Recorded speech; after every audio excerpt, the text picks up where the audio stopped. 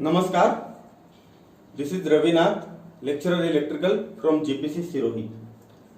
आज हम बात करेंगे टॉर्क प्रोडक्शन की, इंडक्शन मोटर के टॉर्क प्रोडक्शन की। उससे पहले हमने working principle of 3 phase induction motor का और उसमें स्लिप की बात की थी। तो स्लिप से निकल के आया था कि रोटर में जो इंड्यूस्ड फ्रीक्वेंसी होगा वो कितना होगा, एस टाइम सप्लाई फ्रीक्वेंसी होगा।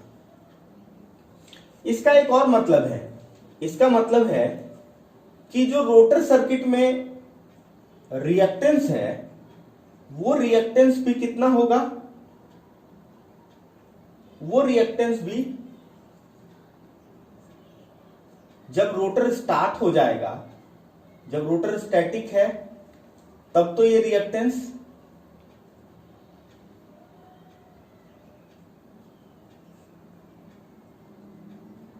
2πf L है। क्लियर? जब ये रोटर स्टार्ट हो जाएगा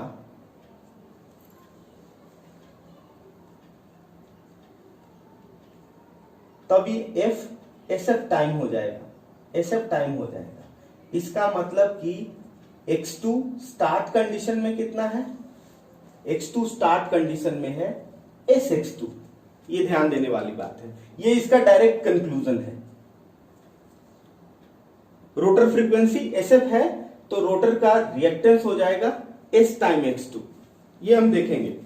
उससे पहले हम एक इंपॉर्टेंट कॉन्सेप्ट की चर्चा करते हैं, वो ये है कि हम जानते हैं कि speed of rotor with respect to stator, not rotating magnetic field, जो स्टेटर स्टैटिक है, वो हम जानते हैं कि रोटर का स्पीड है NR है। अब speed of rotor field with respect to rotor, ये ध्यान देने वाली बात है। रोटर रोटेटिंग है और रोटर के साथ रोटर में इंड्यूस्ड EMF है, उसके चलते फील्ड प्रोड्यूस हो रहा है, करंट हो रहा है, उसका अपना फ्लक्स है। तो रोटर फील्ड और रोटर के बीच स्पीड, रिलेटिव स्पीड कितना है,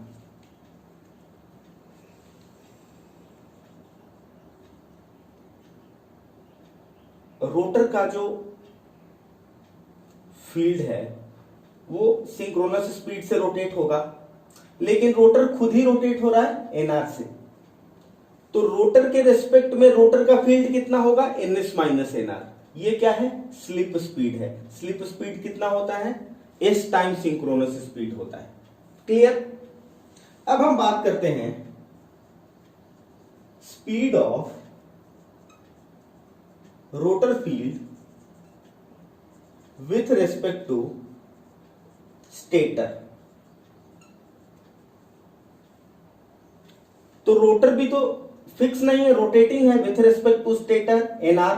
इसका मतलब कि SNS जय हनुमान ज्ञान गुण सा, speed of rotor with respect to stator,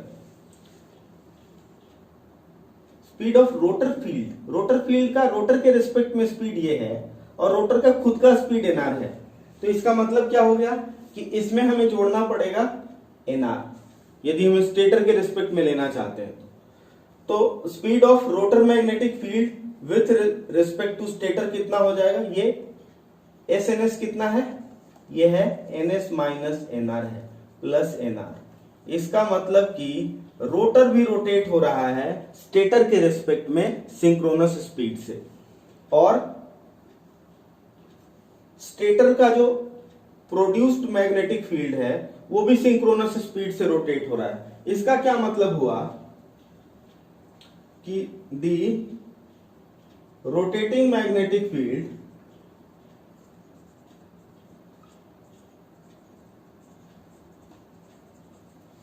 of stator and rotor both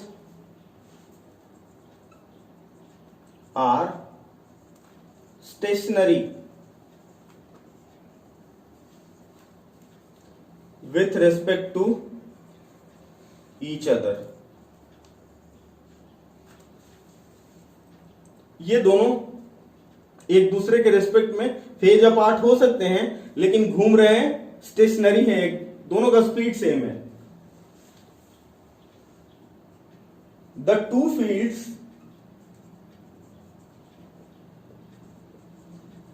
interact with each other and produce torque. Clear? यदि हम फेजर डायग्राम की भी बात कर लें,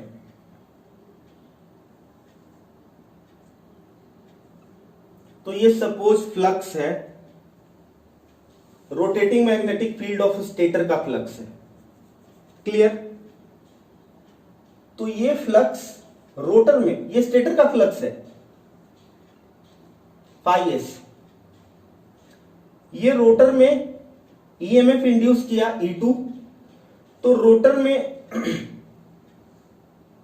जो करंट हुआ प्रोड्यूस, वो करंट लैगिंग नेचर का है सपोज, तो ये रोटर का करंट है I2. क्लियर? तो रोटर में भी एमएमएफ और रोटर में भी फ्लक्स है फाई 2. क्लियर? तो फाई 1 और फाई 2 के बीच एंगल कितना है? This is 90, this is phi.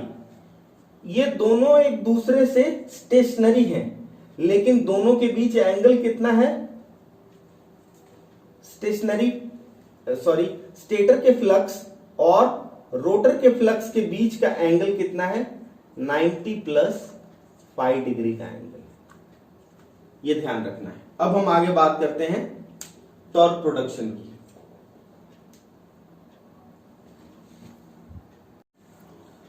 तो अभी हमने देखा कि रोटर में जो फ्रीक्वेंसी इंड्यूस होता है वो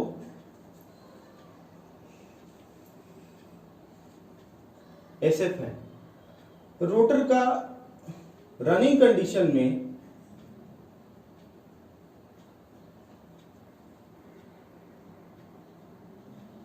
X2 रनिंग,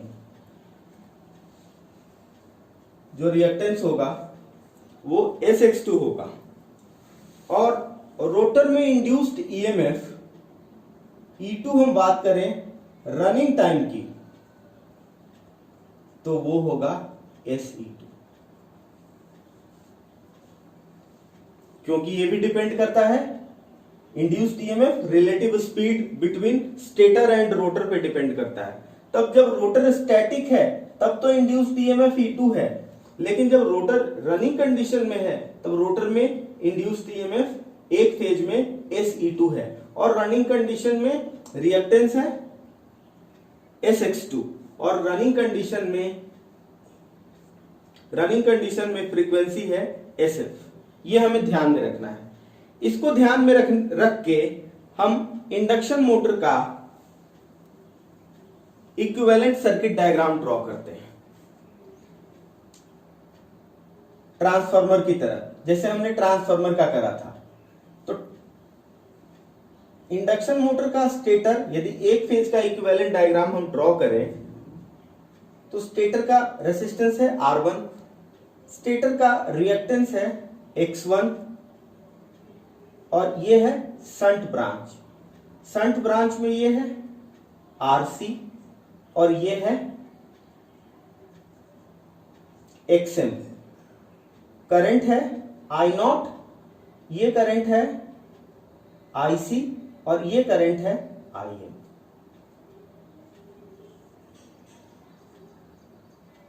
हम क्या ड्रॉ कर रहे हैं?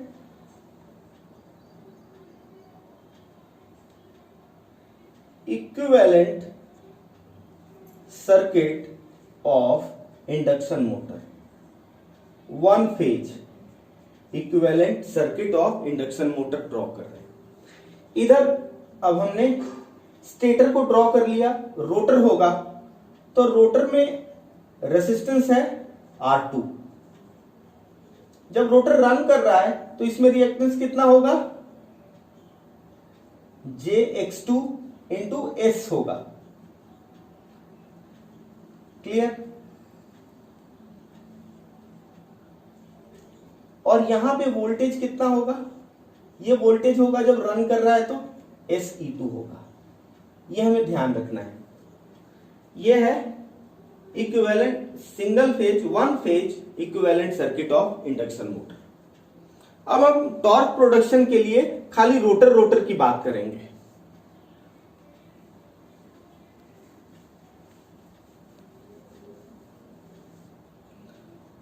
तो रोटर का यदि हम बात करें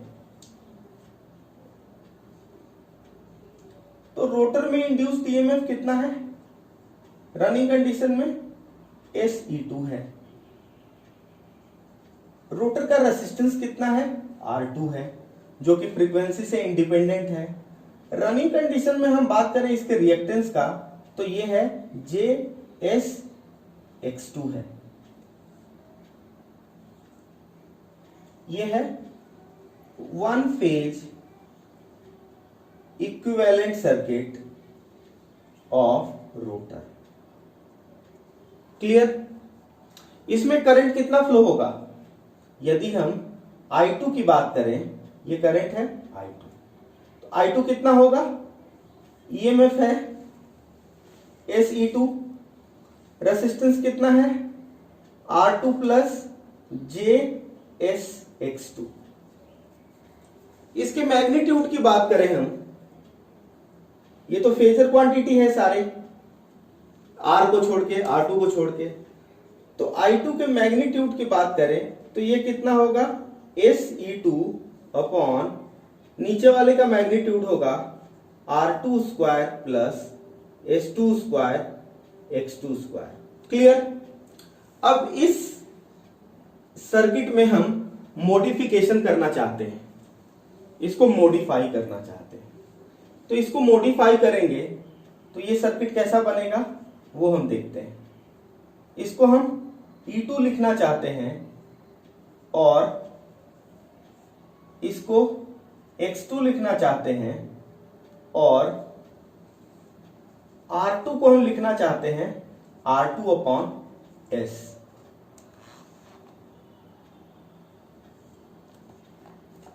तब इसमें करंट I2 कितना फ्लो होगा वो देखेंगे। ये I2 कितना होगा जी, ये होगा this phasor upon JX2 plus R2 upon S।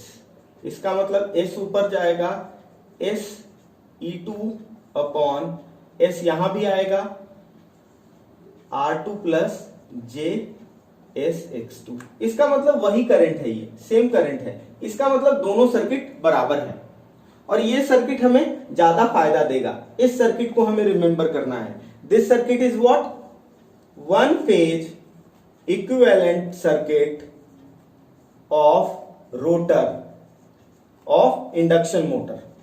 तो ये सर्किट को हमें ध्यान रखना है, दोनों सेम सर्किट है, कोई चेंज नहीं है क्योंकि करंट सेम है दोनों में। तो यहां भी I2 का हम यदि मान निकालें, I2 करंट कितना हो जाएगा इसमें, SE2 upon root under R2 square plus S square X2 square.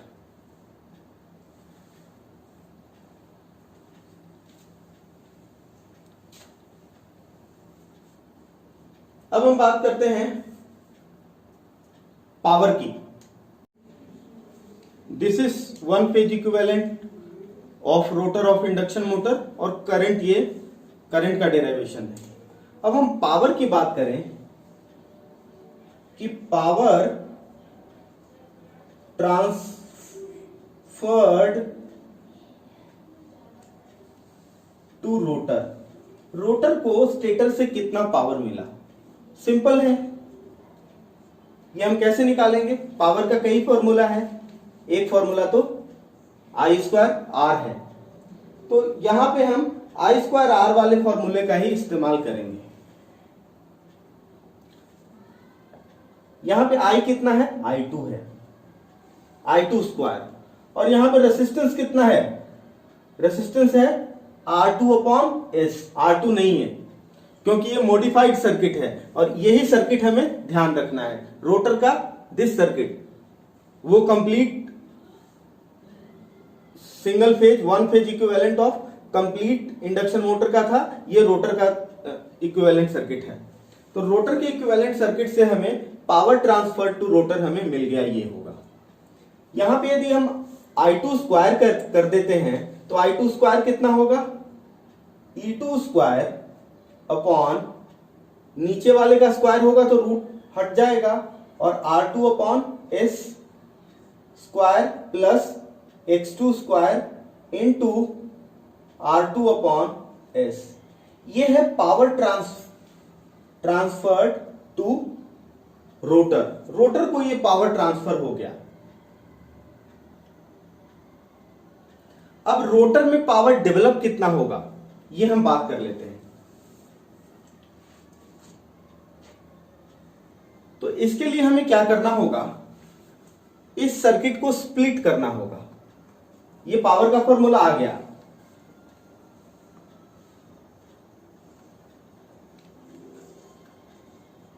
This is E2, इसको हम स्प्लिट करेंगे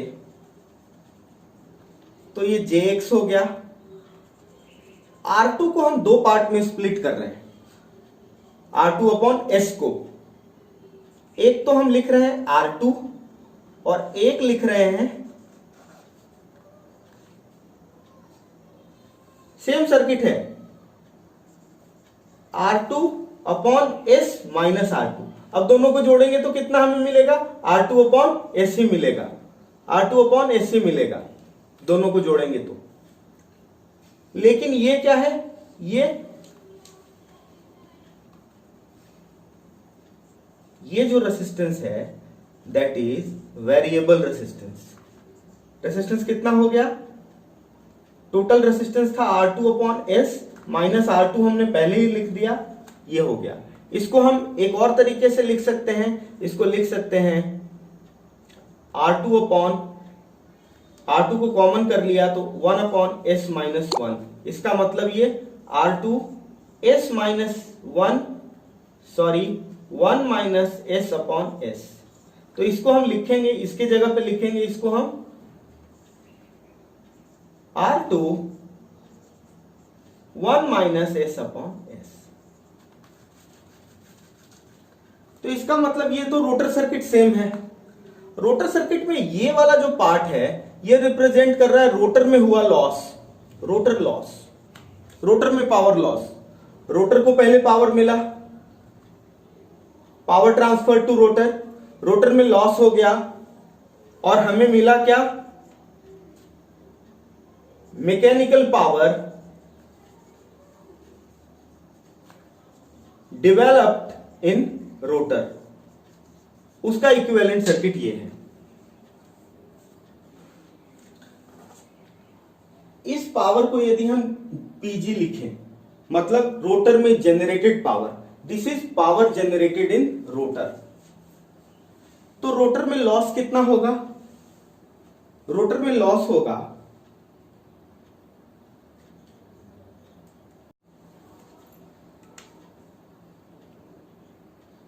PG को हम लिख देते हैं, ये तो power generated in rotor, power generated in rotor कितना है I2 square R2 upon S.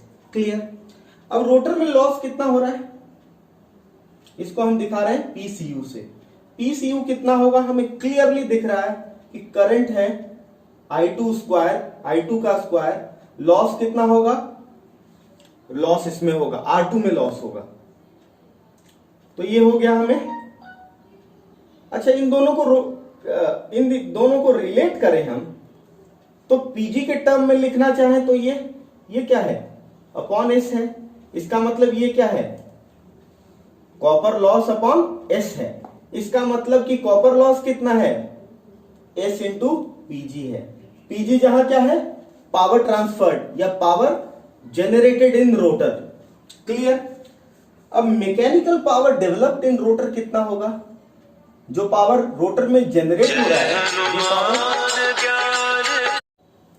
Mechanical power developed in rotor is what is the power generated in rotor minus rotor loss. Rotor loss कितना हो गया, SPG, जितना power generated है। Power generated का expression हमने निकाल लिया है, तो generated power minus PCU.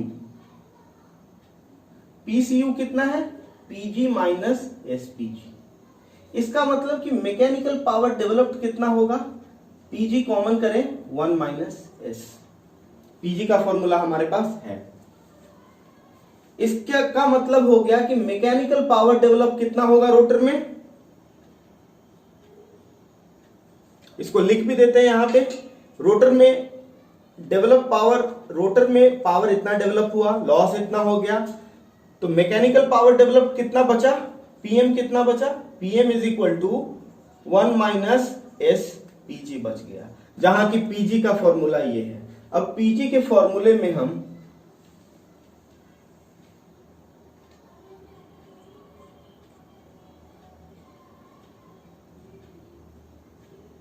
R2 upon S multiply कर देंगे 1 minus S. This will be mechanical power developed in rotor. Rotor इतना पावर आउटपुट निकालेगा, इतना मैकेनिकल फॉर्म में निकालेगा, उसका इलेक्ट्रिकल इक्विवेलेंट का ये एक्सप्रेशन है। क्लियर हो गया। तो अब हम बात करते हैं टॉर्क डेवलप्ड की, कितना टॉर्क डेवलप होगा। इसको डिलीट करते हैं और यहीं पे टॉर्क डेवलप्ड लिख देते हैं।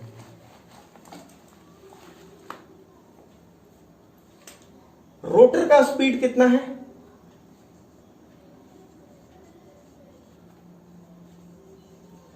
रोटर का स्पीड है, यदि हम एंगुलर स्पीड की बात करें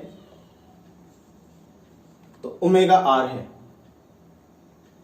ये एंगुलर स्पीड क्या होता है, 2 पाई एफ हम लिखते हैं, इसका मतलब एनआर अपॉन 60 लिखते हैं, जहां की एनआर क्या है, एनआर है रोटर का स्पीड इन आरपीएम। आरपीएम में रोटर का स्पीड है। क्लियर। तो ये रोटर का स्पीड हमें पता है और रोटर में डेवलप्ड पावर भी हमें पता है। पीएम कितना हो गया, E2 square upon R2 upon S square plus x square R2 upon S into 1 minus S. Clear, ये पीएम हो गया। एक चीज और हम जानते हैं कि जो रोटर का स्पीड होता है वो कितना होता है, रोटर का स्पीड होता है एनआर होता है। एनआर की यदि हम बात करें तो 1 माइनस एस एनएस होता है।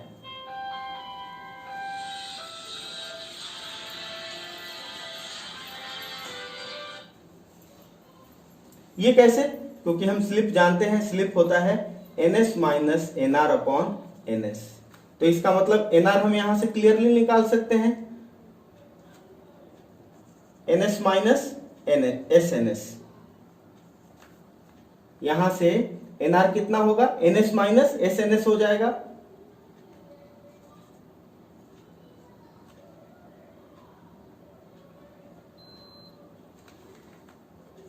S N S is equal to N S minus N R. इसका मतलब N R is equal to N S minus S N S. Same हमने लिखा है। इसका मतलब ये हम लिख सकते हैं, इसका कहने का मतलब है कि इसको 1 माइनस एस ओमेगा एस लिख सकते हैं। क्लियर। तो टॉर्क क्या होता है, रोटेशनल स्पीड में टॉर्क होता है, mechanical torque developed eight rotor shaft कितना हो गया, दिस पीएम अपॉन। अच्छा, ये पावर जो है वो एक फेज का पावर है। यदि 3 फेज का हम पावर लिखें, 3 फेज का पावर लिखें, तो यहां पे हमें 3 से मल्टीप्लाई करना पड़ेगा। तो यहां पे हमें 3 पीएम लिखना पड़ेगा और ये तो पावर डेवलप्ड हो गया अपॉन स्पीड ऑफ रोटर। यदि हम लिख दें तो टॉर्क मिल जाएगा। ये स्पीड क्या है, रोटेशनल स्पीड है। तो अब कितना हो जाएगा 3e2 square upon r2 upon s square plus x2 square into r2 upon s into 1 minus S. Omega R के जगह पे हम क्या लिखेंगे 1 माइनस एस ओमेगा एस।